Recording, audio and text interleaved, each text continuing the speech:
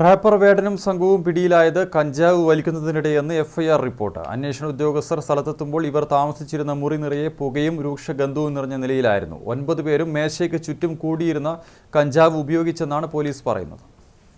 കഞ്ചാവ് കേസിൽ ഇന്നലെ പിടിയിലായ റാപ്പർ വേടനെതിരെ ലഹരി ഉപയോഗവും ഗൂഢാലോചനയും ചുമത്തിയാണ് പോലീസ് എഫ്ഐആർ. കഞ്ചാവ് വലിക്കുന്നതിനിടെയാണ് വേടനെ പിടികൂടിയതെന്നാണ് എഫ്ഐആറിൽ പറയുന്നത്. കഞ്ചാവ് പിടിക്കാനുള്ള ക്രഷറും ചുരുട്ടാനുള്ള പേപ്പറും ത്രാസുമടക്കം വേടന്റെ ഫ്ളാറ്റിൽ നിന്നും പിടിച്ചെടുത്തു.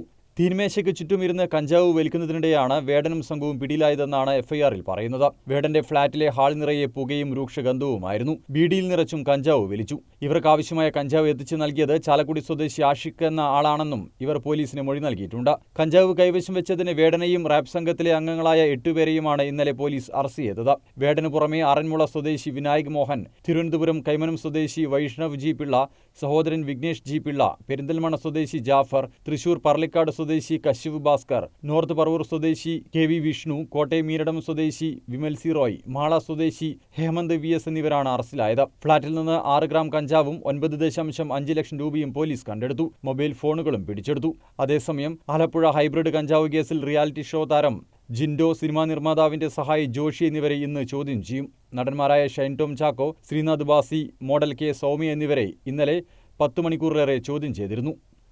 News desk Kannur vision.